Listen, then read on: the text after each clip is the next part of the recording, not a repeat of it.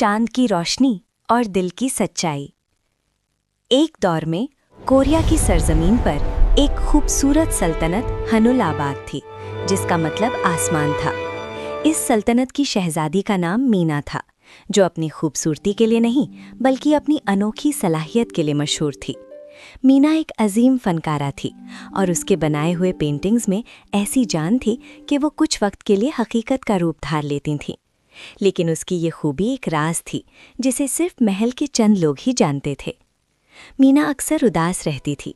उसके वालिद बादशाह चाहते थे कि वो जल्द से जल्द किसी ताकतवर नौजवान से शादी कर ले ताकि सल्तनत मजबूत हो, लेकिन मीना का दिल इसके लिए राजी नहीं था। वो एक ऐसे साथी का ख्वाब देखती थी जो उसके हुनर और उसके दिल की कदर करे, ना कि उसकी शहजादी होने की। एक दिन जब हनुल सल्तनत पर एक अजीब सा जादुई कहत मैजिकल ड्राउट पड़ने लगा, फूल मुरझाने लगे और हवा में उदासी छा गई, मीना अपने महल के बाग में अकेले टहल रही थी। अचानक उसकी नज़र एक जख्मी नौजवान पर पड़ी जो बेहोश पड़ा था। उसका चेहरा इतना मासूम और पुरकशिश था कि मीना एक पल के लिए सब कुछ भूल गई। उसने फौरन अपने सिपाहियों को बुलवाया और उस नौजवान को महल में ले आई। होश में आने पर नौजवान को अपना नाम तक याद नहीं था। उसके पास सिर्फ एक टूटा हुआ लॉकेट था जिस पर एक अनजान निशान बना हुआ था।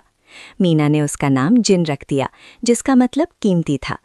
जिन को महल में पनाह दी गई और मीना रोज उससे मिलने आती। धीरे धीरे उनके दरमियान एक गहरा रिश्ता बनने लगा। जिन को मीना की पेंटिंग से बेहद दिलचस्पी थी। एक दिन मीना ने उसे अपना राज बताया। उसने एक चिड़िया की पेंटिंग बनाई और जैसे ही आखिरी ब्रश स्ट्रोक लगाया, वो चिड़िया जिंदा होकर कमरे में उड़ने लगी। जिन हैरान रह गया, लेकिन उसकी आंखों में डर के बजाय तहसीन थी। उसने मीना से कहा, ये तो एक तोहफा है, तुम्हारी कला में रूह है। जिन की बातों से मीना को हिम्मत मिलती।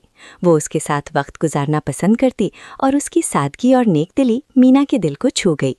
उनकी दोस्ती मोहब्बत में बदलने लगी।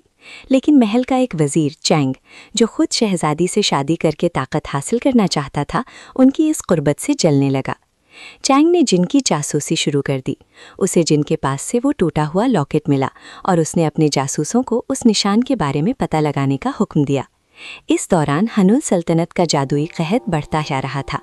बादशाह परेशान थे और उन्होंने मीना पर शादी के लिए दबाव डालना शुरू कर दिया। चैंग ने इस मौके का फ़ायदा उठाया और ख़ुद को एक मजबूत उम्मीदवार के तौर पर पेश किया। एक रात मीना ने ख्वाब में एक अजीब मखलूक देखी, एक हाइटे जो आग और आफत से बचाने वाला एक कदीम शेर जैसा जानवर था। ख्वाब में उसे इशारा मिला कि सल्तनत का कहत एक लानत का नतीजा है। अगले दिन जब वो जिन से मिली तो उसने देखा कि जिन के लॉकेट पर वही हाइटे का निशान बना हुआ था। उसी वक्त चैंग अपने जासूसों के साथ वहां आ गया। उसने ऐलान किया कि जिन दरअसल पड़ोसी सल्तनत ब्योल का शहजादा है, जिस पर एक लानत है। चैंग ने इल्ज़ाम लगाया कि जिन ही हनुल में इस मनहूसियत को लाया है। बादशाह ने गुस्से में जिन को कैद करने का हुक्म दे दिया। मीना रोती रही, लेकिन उसकी किसी ने ना सुनी। चैंग ने बादशाह को कायल कर लिया कि मीना की उससे शादी ही इस लानत को तोड़ सकती है। शादी की तैयारियां शुरू हो गईं। अपनी शादी से एक रात पहले मीना चुपके से कैद खाने में जिन से मिलने गई। जिन ने उसे बताया कि उसे अब सब कुछ याद आ गया है। उस पर एक गुमनाम जादूगर ने लानत लगाई थी और वो इसका तोड़ ढूंढने निकला था। उसे यकीन था कि चैंग इस सब के पीछे है। मीना ने एक फैसला किया। उसने अपने स्टूडियो में जाकर एक बहुत बड़ा कैनवस लगाया। उसने अपनी पूरी ताकत और जज्बात को इस्तेमाल करके उस हाइटे की पेंटिंग बनानी शुरू की, जिसे उसने ख्वाब में देखा था। वो जानती थी कि अगर वो इस पेंटिंग में अपनी सारी जादुई ताकत लगा देगी तो शायद वो हमेशा के लिए अपनी ये सलाहियत खो दे, लेकिन अपने प्यार और अपनी सल्तनत के लिए वो ये कुर्बानी देने को तैयार थी। जैसे ही शादी की रस्में शुरू होने वाली थीं, चैंग ने महल में अंधेरा जादू फैलाना शुरू कर दिया। उसका असली चेहरा सबके सामने आ गया। उसी लम्हे मीना ने पेंटिंग मुकम्मल की। एक रोशनी के धमाके के साथ कैनवस से एक असली हाइटे निकलकर बाहर आया। वो दहाड़ा और उसने चैंग के अंधेरे जादू पर हमला कर दिया। हाइटे ने चैंग को हरा दिया और उसके जादू को ख़त्म कर दिया। जैसे ही अंधेरा छटा, जिन पर से भी लानत टूट गई।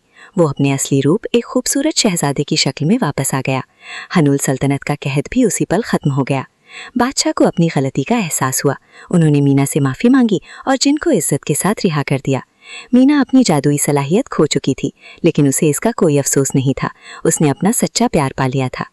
कुछ अरसे बाद मीना और जिन की शादी हो गई। दोनों सल्तनतें एक हो गईं और उनके लोगों ने मिलकर खुशहाली और अमन की एक नई इब्तिदा की।